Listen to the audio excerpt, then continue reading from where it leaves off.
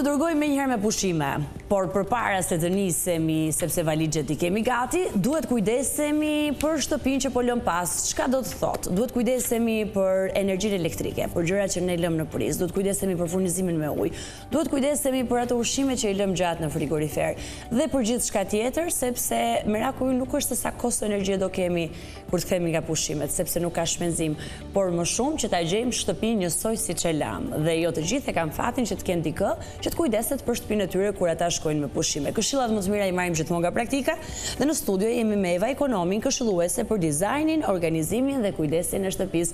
Eva, gjithmonë kënaqësi. Shumë praktike në biseda me ne gjithmonë ti. Eva, çfarë duhet bëjmë? Po nisemi sot me pushime, valixhet janë gati. Çfarë duhet të bëjmë me shtëpinë tonë? Tani, në rast të parë, çdo person, ose njëri nga persona në familje të bën një listë se çfarë duhet të mbylli, çfarë duhet të lejë, sepse është më e kollajt edhe nuk harron asgjë. Është një metodë shumë e mirë. Çfarë do marrim me vete? Ajo po, se çfarë detyrash kemi në shtëpi? Do të lërë në shtëpi, të ndezur, të fikur etj. E bëm listën, nisim nga puna, çfarë do të bëjmë? Për shembull, kuptohet uji lihet, domethënë, i mbyllur. Duhet i mbyllur gjithsesi për çdo rast mendohet fatkeqësie që mund të ketë ndonjë rrjedhje, ndonjë gjë, të paktën uji të jetë i mbyllur. Pra, furnizimi me ujë duhet mbyllur kur shkojmë me pushime tek sahati, gjithmonë. Apartament apo shtëpi private duhet bërë. Po, duhet patjetër. Mësimi i parë, unë nuk e bëj. Nuk e bën. Nuk e bëj. Gabim i madh. Mendoj që nuk është e nevojshme. Gabim i madh. Jo, që ta kesh mendjen të fjetur. Ta kem mendjen të fjetur. Unë të fjetur e kam mendjen dhe kur nuk e mbyllur. Por do ta bëj tani e pas. Tjetër. Atëherë, frigoriferi. Duhet parë, domethënë çfarë ushqime lihen, çfarë gjithmonë në prizë. Dalim pak te frigoriferi, analizoj pak më gjatë. Frigoriferi çfarë lihet? Disa edhe mund të merren me vete. Disa nuk qëndrojnë, domethënë ne mendojmë që nuk qëndrojnë gjatë dhe do hidhen. Po sigurisht. Por mundësisht ditët e fundit nuk duhet më bë shumë pazar që mos të ngarkohet frigoriferi, që pastaj mos të mundohemi, domethënë të mendohemi pastaj se çfarë do konsumojmë shpejt e shpejt. Çfarë do të marrim me vete, domethënë edhe pastaj përfundojnë në plera. Mirë. Eva, një gjë që unë e bëj dhe e bëj shpesh, por na thuaj ti në qoftë se e rekomandon për gjithë ata që do ikin për pushime. Automatet. Dushi.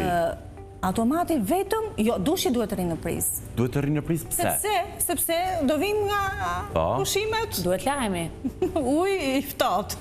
Po në fakt, në këtë periudhë të vitit njerëzit nuk lahen me ujë të nxehtë. Lahen maksimum me ujë të vakut. Jo, nuk janë të gjithë. Vetëm ato që janë shumë kalitur, që nuk pyesin fare. Pra, dhe përse të rrisim faturën e energjisë elektrike në qoftë se ne kemi shkuar 10 ditë në pushime? Është me rele dhe kur vjen në temperaturën e dur që është shumë fike. Domethënë është dalon të funksionuar.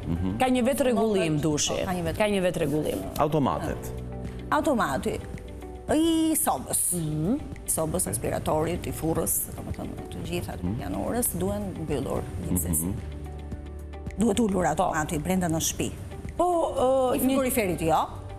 Hiqen prizat nga televizorët, pajisjet, të gjitha, karikuesit. Të na shpjego. Si po se do i marrim me vete. Sigurisht. Pra lëm vetëm dushin, bolierin edhe frigoriferin. Kaq. Domethënë çdo gjë tjetër duhet një tjetër diskutim që kemi në familje. A duhet që kur ikim në pushime të lëm deri në balkonit, një dritare pakës hapur për ajrosje apo duhet mbyllur? Jo, ajrosja bëhet kur vjet në shtëpi, kur kthehemi në shtëpi. Pse duhet mbyllur? Po duhet mbyllur se si dihet.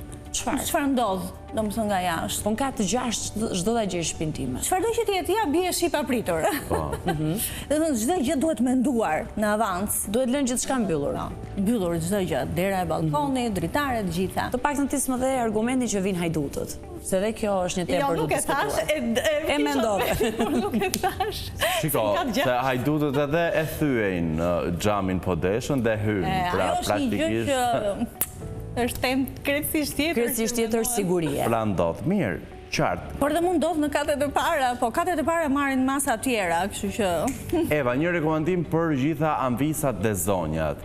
Përpara se t'ikin me pushime, çfarë duhet të bëjnë për lulet e tyre? Sepse mund t'ikin për një periudhë të gjatë kohore, 10 ditë, 2 javë. Kanë kërkuar në fakt të gjë, sepse kur vinë pastaj i gjejnë thara, të vyshkura. Pikërisht, të vyshkura, të dëmtuara. Një metodë që përdor çdo vit, që është shumë efikase, domethënë unë përdor tasat ose govatat poshtë vazove të mbushura me ujë.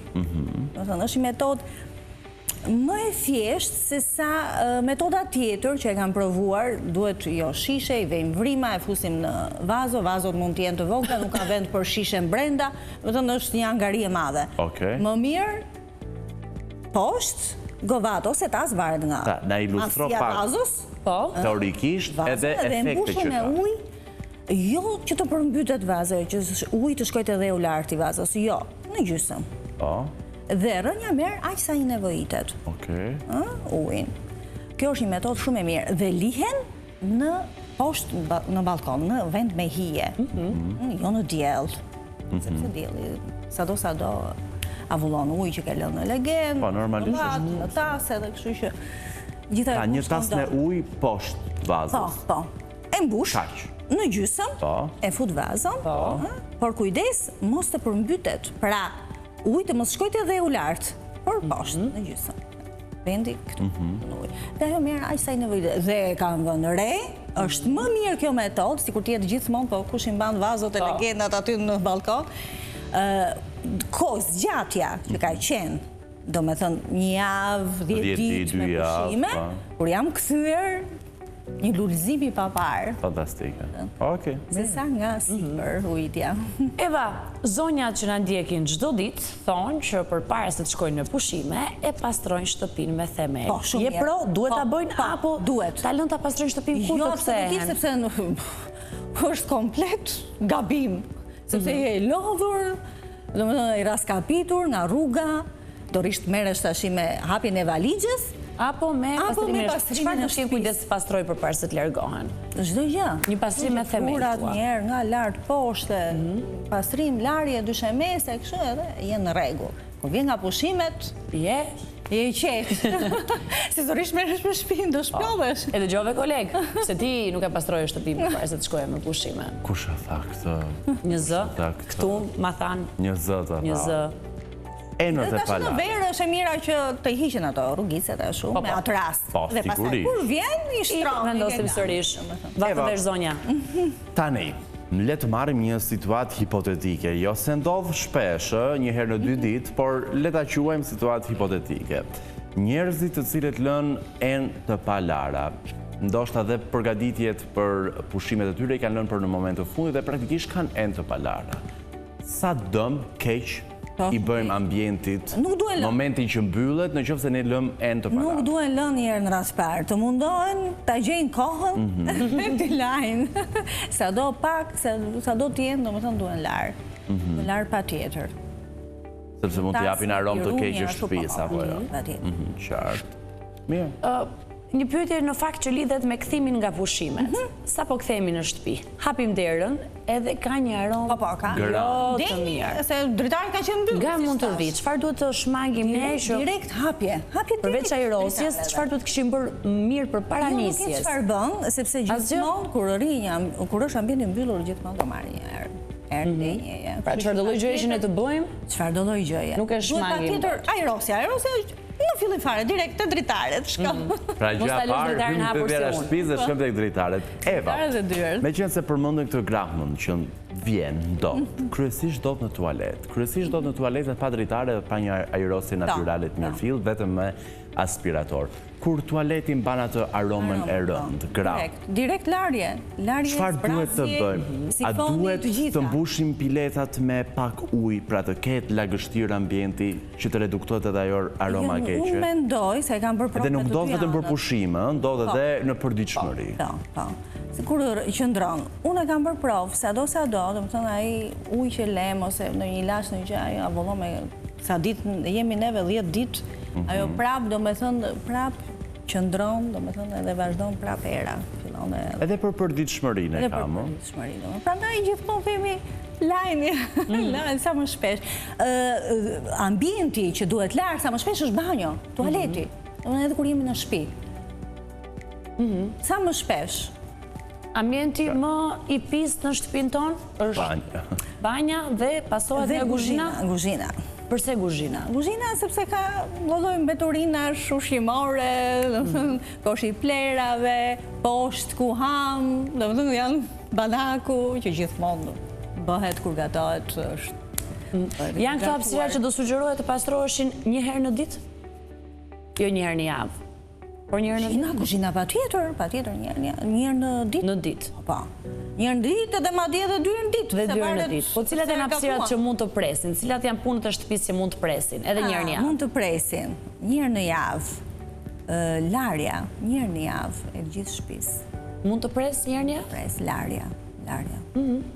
Kuzhina, kuzhina dhe banjo. Kanë një, duan një pastërti më të shpeshtë. në orë, jo vetëm në ditë. Mos ashin në verë është, duhet patjetër. Xhamat i kemi lënë një herë në muaj. Xhamat, jo, kur e shef që nuk është e thënë, nuk ka datë specifike. Njëri ju shtëpi. Sheh dhe pastron. E drejtë është Eva, e drejtë. E drejtë. Ta shohim, është bërë pikturë xhami. Se s'ka kaluar muaj edhe xhami aty los. A vës pikturë që kemi? Mirë, çfarë më themi për këpucët e shapkat e lëna aty vërdall të hapura tek dera e shtëpisë. Pra të gjithë ne kemi një dollap ku vendosim këpucët, shapkat, çdo gjë që duhet për qarkullimin. Jo të gjithë kanë vendin e dur. Jo të gjithë kanë dhe korridor. Domethënë janë disa lloje. Pra, apartamentesh që kanë njëherë hyrje në sallon thua. Ajo është e tmerrshme pastaj. Ajo është e tmerrshme. Ajo duhet patjetër dollap.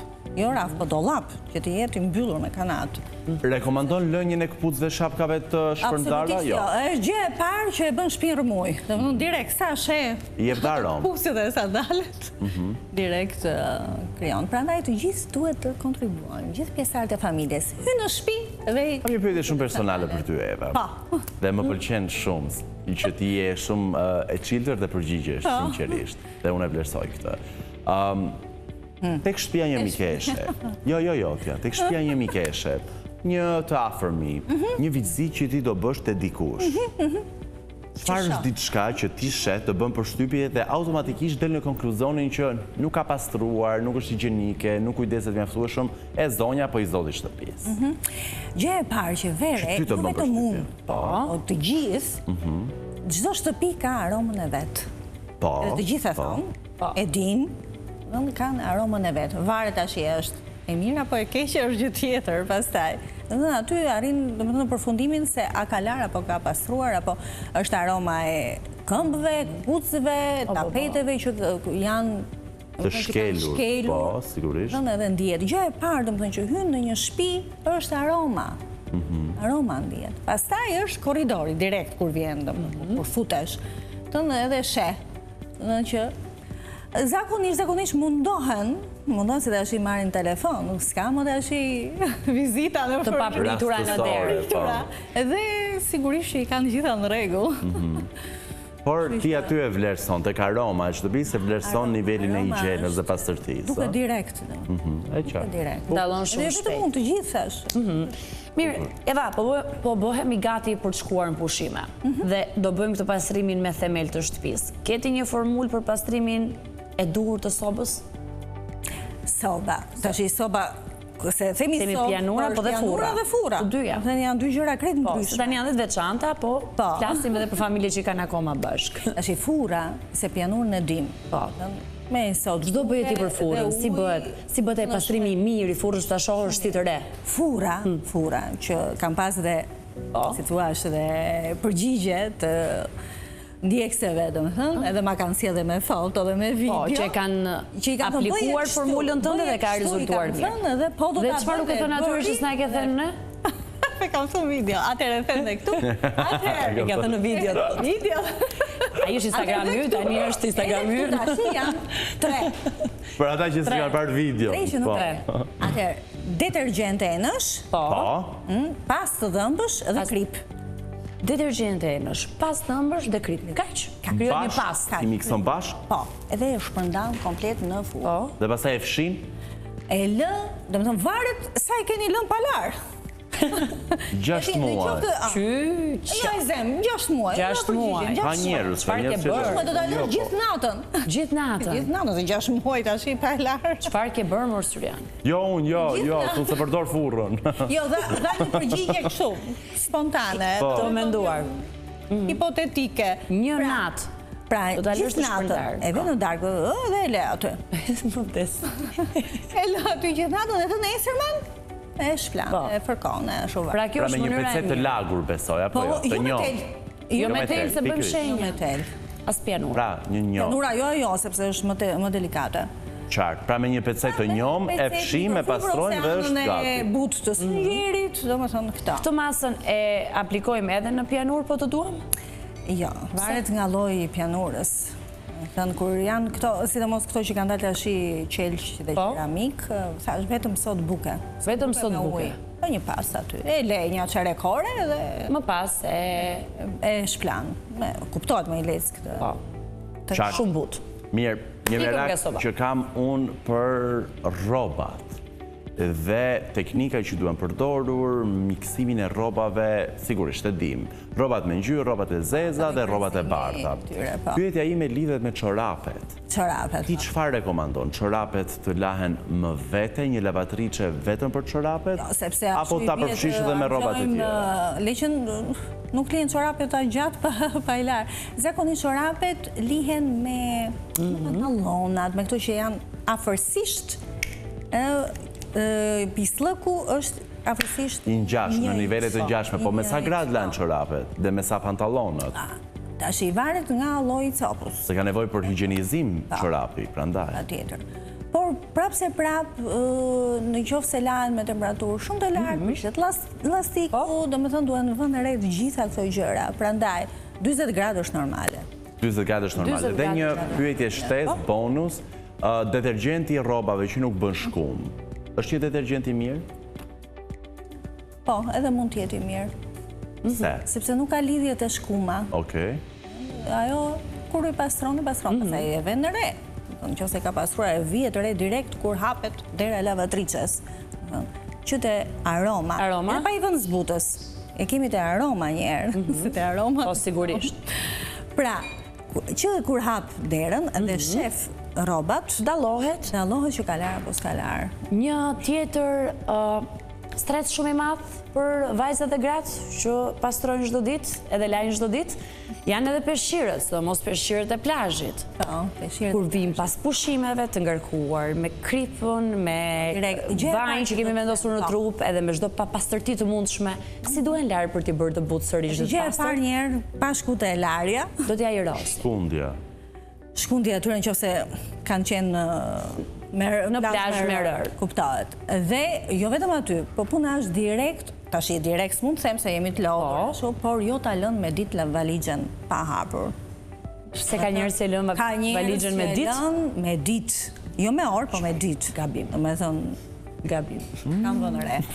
Kështu që patjetër, pas disa orëve, qoftë edhe që bëm një sy gjumë, vjen në darkë e i lodhur, kuptohet. Por të paktën të hapet, i shkundëm. Dhe i mbyllur Ke shumë të drejtë, i shkundëm. Çfarë bëjmë pas? Direkt duhet që t'i lajmë.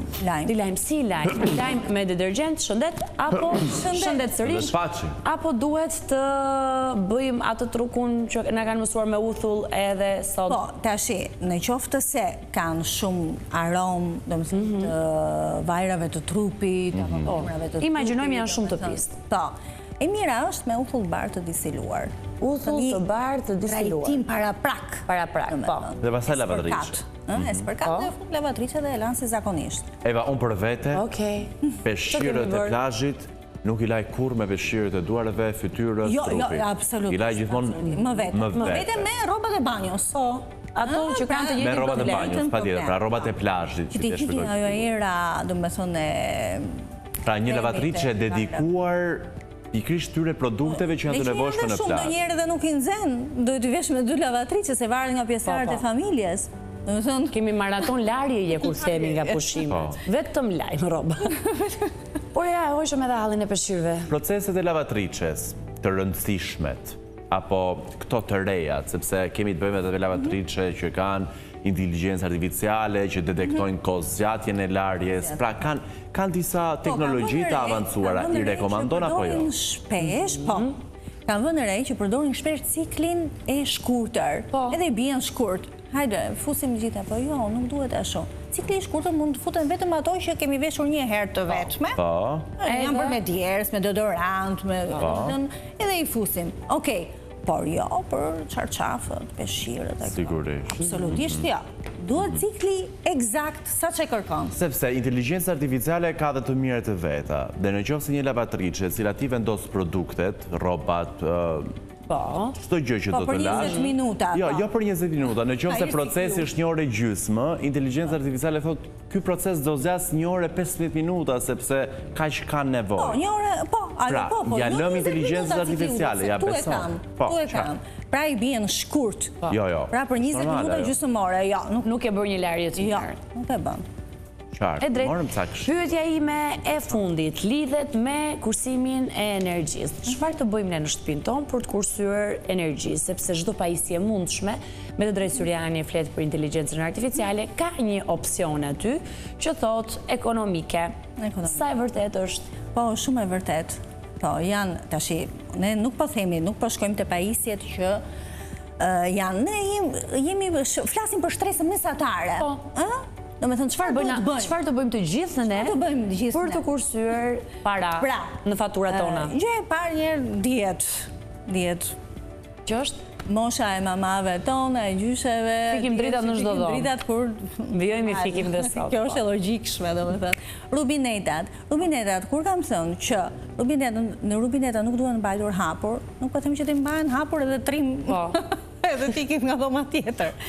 Pra, rubineti kur lajnë dhëmbët, kur lajnë duar, nuk ka pse në momentin e fërkimit, se janë sa gjëra të vogla. Por që në fund e bëjnë të kripurat faturën. Ose punë e madhe, janë sa gjëra të vogla që duhen vënë re. Pra thamë, fikim dritën.